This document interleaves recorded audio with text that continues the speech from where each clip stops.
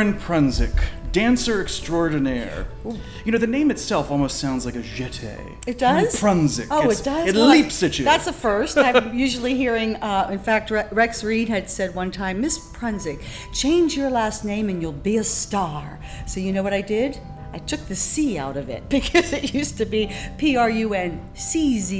Oh, okay. So I took the C out of it. He said, that's not what I meant. Any feedback from Rex after that? He came backstage and said, that's not what I meant. Well, we are here at Karen Prunzik's Broadway Dance Studio, and the Broadway affixed to that title is no small thing.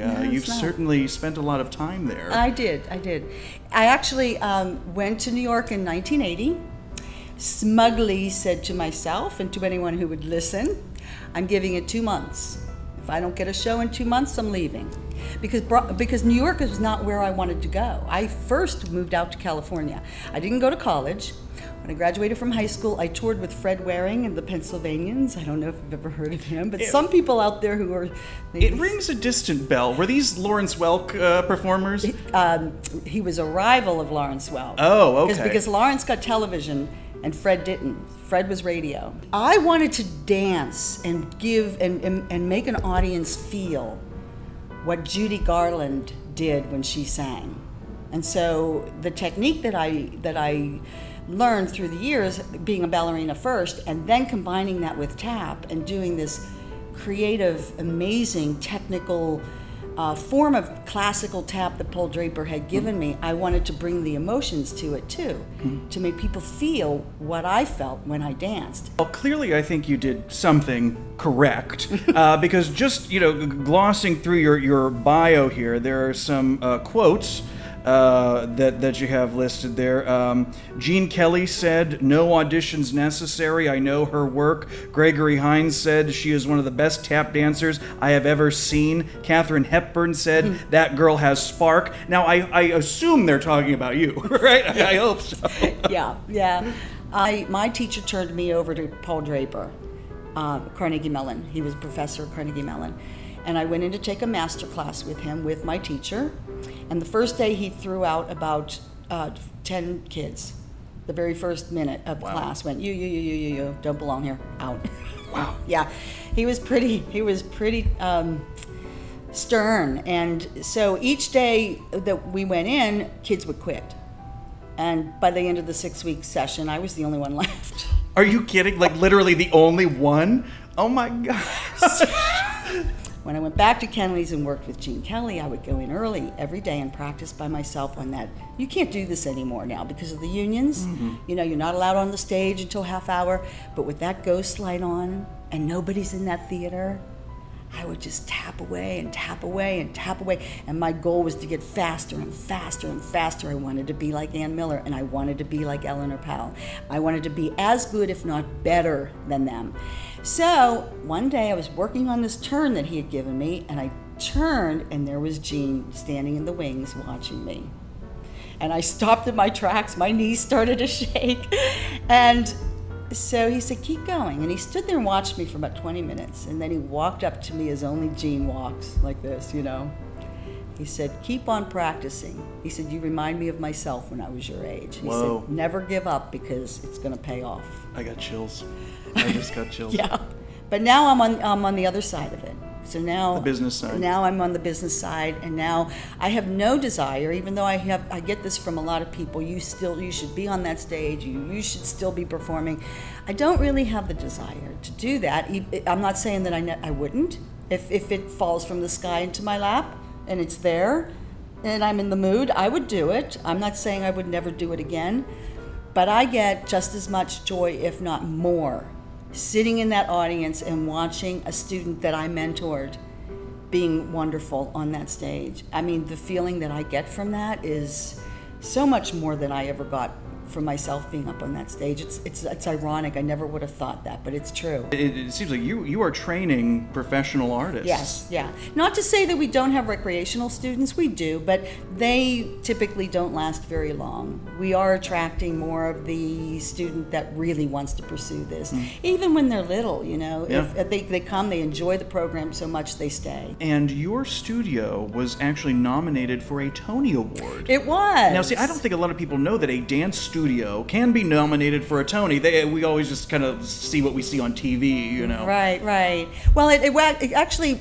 it was a teachers theater excellence in teaching award that they started, I think, just this year. Maybe it was last year, but it's a new award, and all of the awards seemingly are doing this now.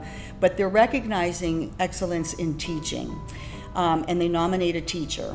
And I was nominated. And it's not just dance. I think you teach a little bit of acting here as well. Oh, we do acting. It's the full package. It is the full package. Now, you've been compared to Ginger Rogers on several occasions, yes? That's because I played her role in 42nd Street. And originated it, right? I originated the Broadway show in 1980. She originated the 1933 film.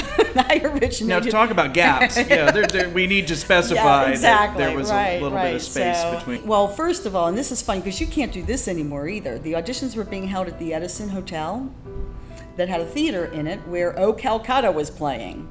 And so my girlfriend says to me, let's go and sneak in there up in the balcony and let's see what's auditioning. It's with Gower Champion, you know? So we went into the lobby of the Edison, we snuck up those stairs, which you can't even get, the door's still there, but it's padlocked. Wow. So we did that, and they were all singing. And Gower would watch every person sing all the way through, and then he'd say, okay, thank you very much, sweetheart, we'll be in touch. And I went, Paula, if I just sing, he'll never call me back. I don't sing, you know. I mean, I'll learn a song, but I'm not a singer. I'm a tapper. He has to see me tap. So we went to my vocal teacher that she got for me, and he said, well, here's what we're going to do, darling. You're going to have your own pianist, and you're going to start your song and immediately go into a tap number, so he doesn't have time to stop you. When I went into the tap number, he was just blown away by that. So when I finished with the fortes at the end, he stood up and applauded. So here I'm thinking that he is going to stand up and say, you got the part of Peggy Sawyer, you know? I didn't know how New York worked. He said, that was great. Will you be available to come back in 2 weeks? I almost said, for what? For Gower Champion. Right, but for what? Didn't you see enough? Right. So he said, I said, sure. And so, anyway, long story short, he wanted me to come. He didn't need to see me dance anymore, but he wanted to see a song with more range. Uh-oh. Yeah, and now I'm in trouble, right? And so I ended up having 8 callbacks. It took 2 months. Wow. Yeah, they saw over 3,000 girls for that part. And finally, at the last one, right before the last audition, he had the ensemble audition, and there must have been 25, 30 girls there, and he called the 5 or 6 girls that were up for Anytime Annie to come in, and he had us audition with each one of them, and then we had to stand in the line with all of them. And Mark Bramble, to this day, who owns the show now, but he was co-writer of the show. He said, that's when you really got the part, because everybody's standing there all nervous, and you're standing there with your hands on your hips, looking around like, how much longer is this going to take? He said, that was so Anytime Annie. So there you go. That's what got you the part for sure. But Ginger Rogers, when she came to see the show, she came backstage to my dressing room, and she took my hands and squeezed them, and she said, I feel like I've known you all my life. Are there any good dance moves that you can teach me that I could do from a sitting position with a martini in my hand? Well, first you got to hold the martini. Yeah. Yeah, I got that covered. Don't you worry about that.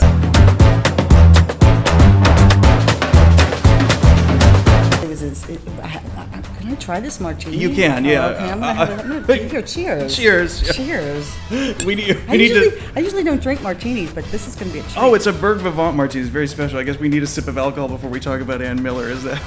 You're right. Do you remember the Great American Soup commercial? Oh my that gosh, she did? yes. That is my favorite commercial of all Who time. could forget that? And if we are definitely telling our age by yeah. remembering that commercial.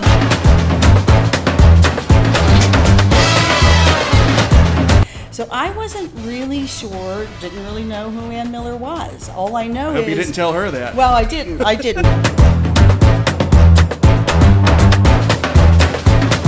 There was something about Gene Kelly that I wanted to tell you. Oh, that I got a Christmas card from him every year.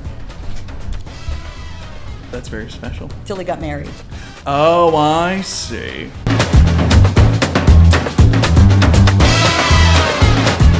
No, I lied about that. I did get. That's not true. And here's the real scoop, Brian. I got a Christmas card from Gene Kelly every year until I married David Merrick. You were married to David Merrick? You didn't know that? I didn't know that.